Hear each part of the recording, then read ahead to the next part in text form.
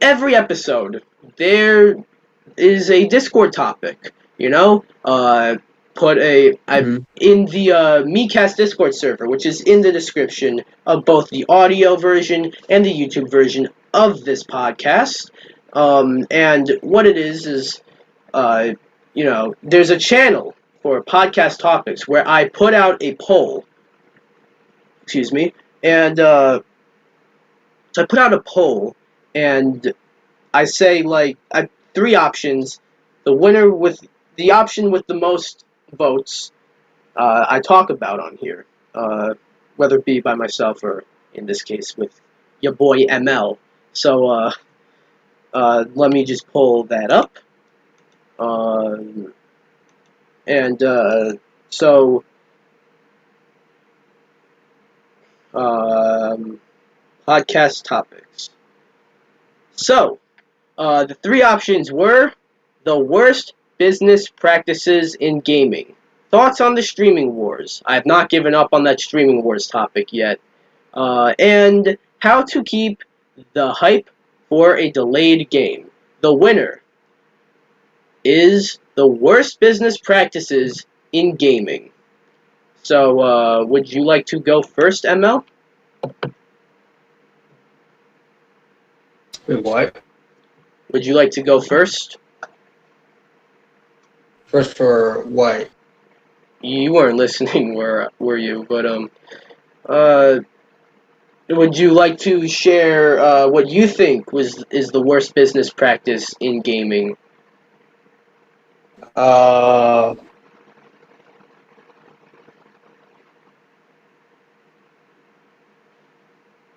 not fuck. What? I'm trying to like think of like that word, but A business practice is basically like no, it is like yeah, okay. I guess I'll go first while you think. This is something that I don't hear brought up too much, but it's something that I fucking hate. When a gaming company will put out a game that for a franchise that's been dormant, by the way, and it's a spin-off game that no one wants to see.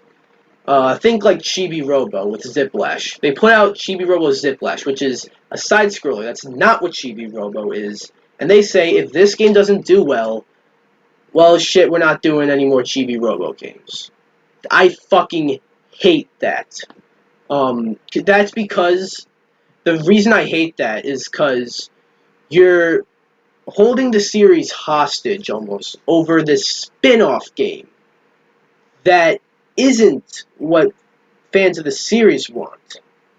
And in order for fans of the series to get what they want, you you you you force them to buy this stupid game that they don't want. A better example of this is Fire Emblem with Awakening. Now this isn't as bad because Fire Emblem Awakening was like, if this game doesn't sell well, shit, we're not doing any more Fire Emblem games. But that's different because Awakening was like, well, first of all, it's a really good game. Second of all, it's a Fire Emblem game. You know, it's a JRPG. That's what Fire Emblem is. And it sold well, and Fire Emblem is now one of Nintendo's biggest franchises. You know, Chibi Robo is sort of like some 3D action adventure, like sort of Rome game. I can't describe it, but it's not a fucking 2D platformer. Okay, so you hold the series hostage for that is just scummy to me. Another example, a strange example though, is with No More Heroes. Like last year, I think. They put out No More Heroes or Travis Strikes Again, No More Heroes, which when it was first revealed, it was advertised as like a third No More Heroes game. But then when as they showed more of it, it was a fucking mini game collection with a top-down view. That's not No More Heroes. But then it was told, uh, you know, we were told that if Travis Strikes Again doesn't do well, um, There's not going to be a No More Heroes 3.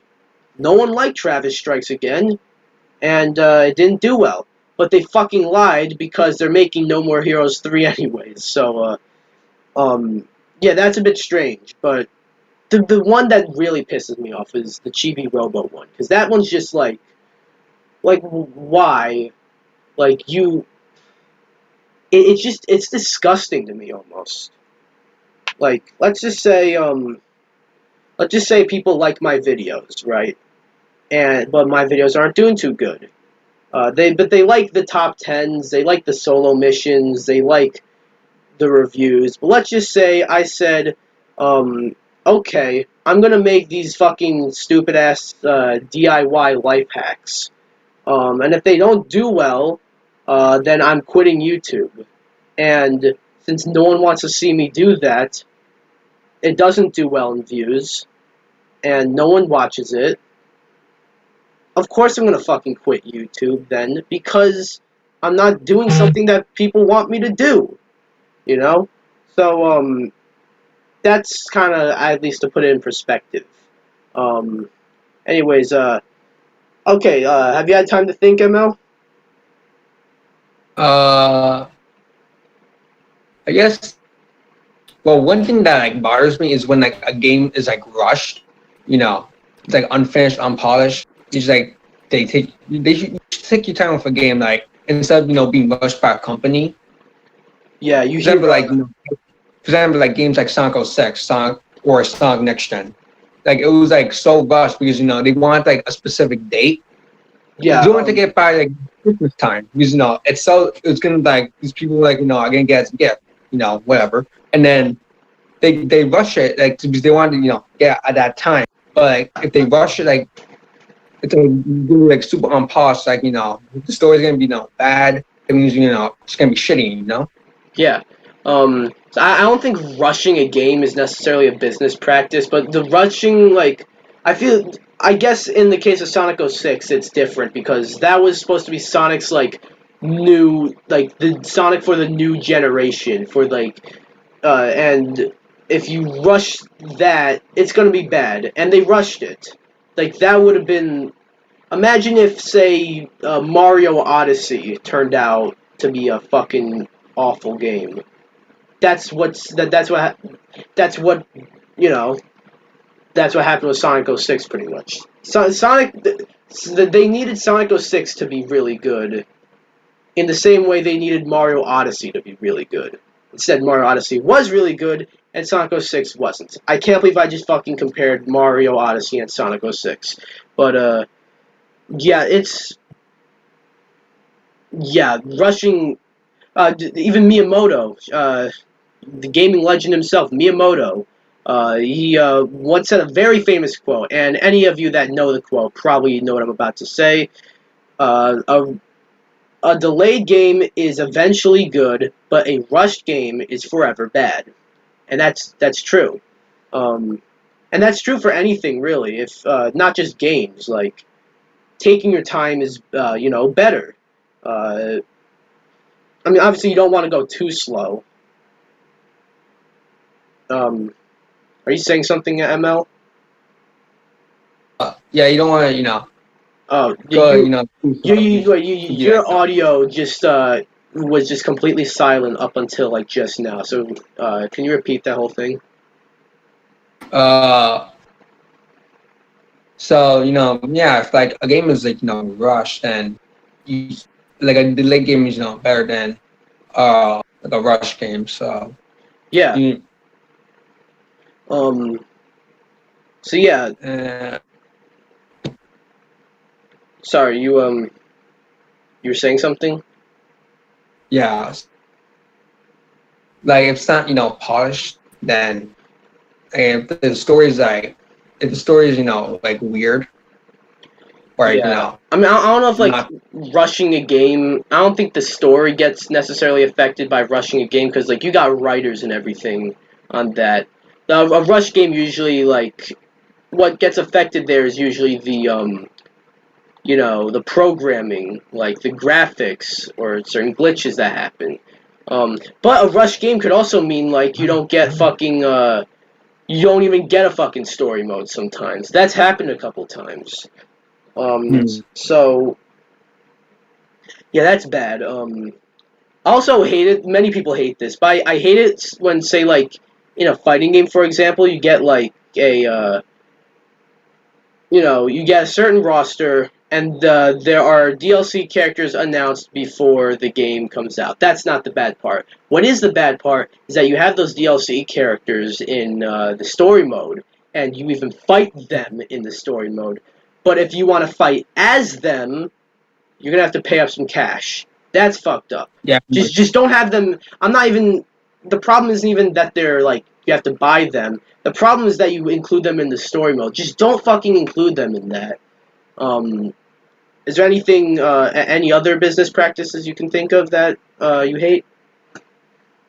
Yeah, when you get a game, right? Yeah. Like Fortnite, you have to like pay to get like these certain skins that do absolutely nothing. So I don't like games that you have to pay and like you get an outfit that does like absolutely nothing. I rather just like work for that like in the game, like do a certain challenge. Yeah. Like like Well, I mean, like Splatoon. well, I mean, that case is kind of different. I wouldn't say that's a business practice because, like, you have the option. I don't think in Fortnite you can work towards getting the skins, but even then, that's just cosmetics. It don't affect gameplay. But still, certain games like you either have to work towards buying like a skin, or you pay it. You pay for it with real money right away. What gets bad is when that is gameplay. Like, say, like there's a new character, and you could unlock the character, uh, but that's gonna take like fucking. I think like Star Wars Battlefront 2 when that came out, it had this problem. Like you can if you didn't want to spend real money on characters like Luke or Darth Vader, uh, if you didn't want to spend real money on buying them after you bought the game for $60 already, um, you you'd spend like days trying to get them, and that's ridiculous. So if that's what you mean, yeah, that's a business practice. Yeah. Um, so yeah, I think that's everything. If there's anything else you'd like to add, ML?